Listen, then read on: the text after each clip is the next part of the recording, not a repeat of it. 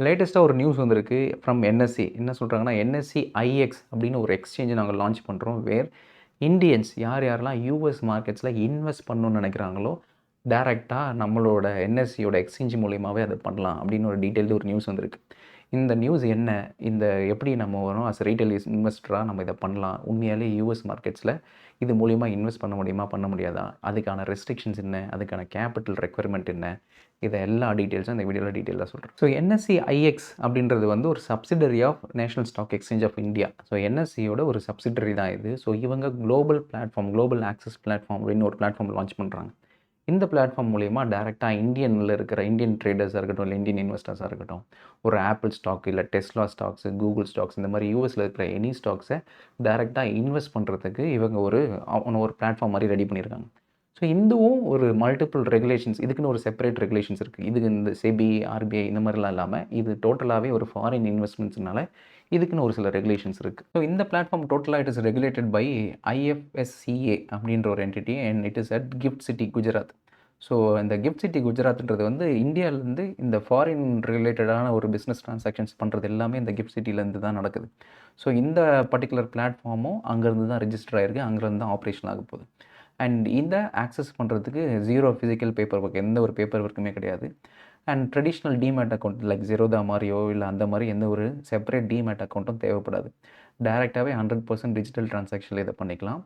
And as per RBI regulations படி ஒரு complaints இருக்குது. அது என்னென்னா, ஒரு வருஷத்துக்கு மேக்ஸிமம் $2.5 லட்சம் தான் பண்ண முடியும். ஸோ ஆல்மோஸ்ட் $2.5 லட்சம்ன்றது வந்து ஒரு 2.5 கோடின்னு வச்சுப்போமே, 2.5 கோடி USD தான் மேக்ஸிமம் ஒரு ஃபினான்ஷியல் இயருக்கு நீங்கள் பண்ண முடியும் அப்படின்ற ஒரு கம்ப்ளைண்ட்ஸ் இருக்குது.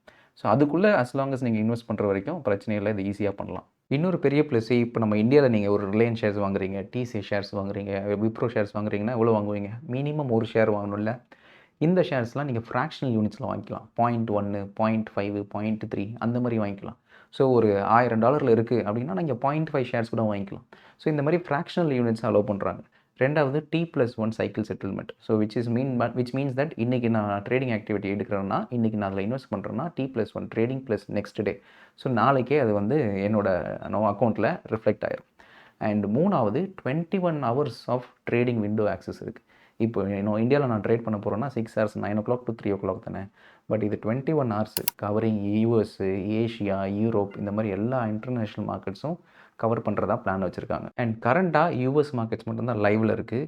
சூன் 30 இன்டர்நேஷ்னல் மார்க்கெட்ஸ் இவங்க எனேபிள் பண்ணுறதா இருக்காங்க. ஒன்ஸ் பண்ணிட்டாங்கன்னா இந்தியாவிலேருந்தே across the globe any specific markets ஈஸியாக நம்மளால் இன்வெஸ்ட் பண்ண முடியும். ஸோ இப்போ யூஎஸ் மார்க்கெட்ஸ் லைவில் இருக்கிறதுனால இதை நான் ஆக்சஸ் பண்ணணும்னா என்ன பண்ணணும்னா, டேரெக்டாக இந்த ஆப் நீங்கள் இன்ஸ்டால் பண்ணலாம்.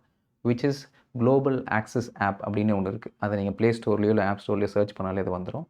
ஒன்ஸ் வந்ததுக்கப்புறமா இமெயில் ஓடிபி இல்லை ஃபோன் ஓடிபியை வச்சு ஜென்ரேட் பண்ணி digital KYC normal digital KYC இருக்கு இல்லையா, ஆதார் அத்தன்டிகேஷன் மாதிரி வச்சு அந்த டிஜிட்டல் கேஒய்சி முடிச்சிட்டிங்கன்னா உங்கள் அக்கௌண்ட் செட்டப் ஆயிரும். நீங்கள் உங்கள் பேங்க் அக்கௌண்ட்டை லிங்க் பண்ணி டேரெக்டாக இந்த ட்ரான்சாக்ஷன் பண்ணிக்கலாம். சின்ஸ் இந்த எல்லா ட்ரான்சாக்ஷன்ஸும் யூஎஸ்டியில் நடக்கணும். ஸோ அதனால் என்ன ஆகும்னா, உங்கள் பேங்க்லேருந்து நீங்கள் ஐஎன்ஆர் ட்ரான்ஸ்ஃபர் பண்ணுவீங்க. அது கிஃப்ட் சிட்டியில் ஆட்டோமேட்டிக்காக ஐஎன்ஆர் டு யூஎஸ்டியை கன்வெர்ட் ஆகி அது மூலிமா இந்த எக்ஸ்சேஞ்ச் பிளாட்ஃபார்ம் போயிட்டு எக்ஸிக்யூஷன்ஸ் யூஎஸ்டியில் நடக்கும். ஸோ இதில் கரண்ட்டாக சார்ஜஸ் அஸ் பர் நியூஸில் என்ன போட்டிருக்காங்கன்னா 3 டிஃப்ரெண்ட் ஸ்லாப்ஸ் இருக்குது. ஒன்று ஸ்டாண்டர்ட் சார்ஜஸ் ஃபார் பிகினர்ஸு, வேர் ஓவராலாக ஆன டர்ன் ஓவர் பேசிஸில் சார்ஜ் பண்ணுவாங்க 0.25% அந்த டர்ன் ஓவர்.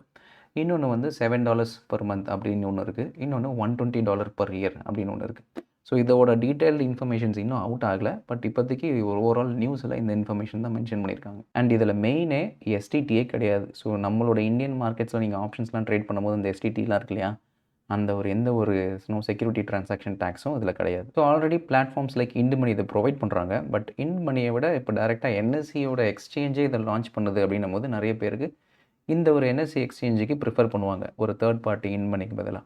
அண்ட் அதே மாதிரி ரெண்டுத்துக்கான காஸ்ட் ஸ்ட்ரக்சர், வித்ட்ரால் ஸ்ட்ரக்சர் அதெல்லாம் மாற தான் செய்யும். நீங்கள் ஒரு லாங் டேர்ம் இன்வெஸ்டர் ஒரு வருஷத்துக்கே ஒரு 2-3 வாட்டி தான் இன்வெஸ்ட் பண்ண போகிறீங்கன்னா ஓகே, இண்டுமணியில் ஆல்ரெடி அக்கௌண்ட் வச்சுருக்கீங்கன்னா அதிலே கண்டினியூ பண்ணலாம். நான் ஒரு ஸ்விங் ட்ரேடிங்லாம் ட்ரை பண்ண விரும்புகிறேன். ஏன்னா அதில் வந்து இடிஎஃப்ஸும் நான் பர்ச்சேஸ் பண்ணலாம், ஷேர்ஸும் பர்ச்சேஸ் பண்ணலாம். ஸோ எப்படி இந்தியன் மார்க்கெட்டில் நான் கேஷ் மார்க்கெட்டில் பண்ணுற மாதிரி யூஎஸில் பண்ணணும்னு நினச்சிங்கன்னா அப்போ உங்களுக்கு வந்து என்எஸ்சி ஐஎக்ஸ் சப்ஸ்கிரிப்ஷன் பேஸிஸ் போகிறது பெட்டர். ஏன்னா அவங்க வந்து ஒரு ஃபிக்ஸட் பிளான் வச்சுருக்கும்போது நீங்கள் நம்பர் ஆஃப் ட்ரேட்ஸ் எவ்வளோ எடுத்தாலுமே ஃபிக்ஸட் சார்ஜஸ் மாதிரி பே பண்ணலாம் இல்லையா? ஸோ அதனால் that is more convenient for regular traders. So அது இப்போ தான் ஸ்டார்ட் பண்ணியிருக்கிறாங்க. ஸோ நியூஸே இப்போ தான் ரோல் அவுட் ஆயிருக்கு. அதனால் ஆப்போட கான்ஃபிகரேஷனாக இருக்கட்டும், இல்லை ஆப் அவைலபிலிட்டி இன் ப்ளே ஸ்டோர் இல்லை ஆப் ஸ்டோர் இதெல்லாம் இருக்கட்டும், இதெல்லாம் கொஞ்சம் கொஞ்சமாக தான் பக் ஃபிக்ஸஸ்லாம் போய் கொஞ்சம் கொஞ்சமாக இம்ப்ரூவைஸ் ஆகும்.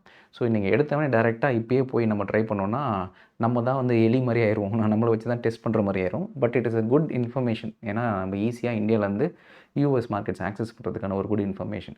இதை வந்து ஒரு கொஞ்ச நாள் நம்ம வெயிட் பண்ணுவோம். இது எப்படி ஒர்க் ஆகுது, என்ன ஒர்க் ஆகுதுன்றதெல்லாம். இதுக்கப்புறம் ஒன்ஸ் ஆப் லான்ச் ஆகி டீட்டெயிலாக நிறைய பேர் யூஸ் பண்ணதுக்கப்புறம் நம்மளும் ட்ரை பண்ணி பார்ப்போம். ஸோ நானே என்னோட ஓன் அக்கௌண்ட்டை வச்சு ட்ரை பண்ணி பார்த்துட்டு அதில் டீட்டெயில் டெமோவாக கொடுக்குறேன். ஸோ இப்போதைக்கு இந்த நியூஸ் என்ன, இந்த நியூஸ்னால நமக்கு என்ன பெனிஃபிஷியல் இருக்கான ஓவரால் விஷயம் தான் இந்த video. So hope you found it helpful. இப்போ எக்ஸ்பிளைன் பண்ணதில் ஏதாவது டவுட்ஸ் இருந்தால் நீங்கள் கமெண்ட்ஸில் மென்ஷன் பண்ணுங்கள், நான் அட்ரஸ் பண்ணுறேன்.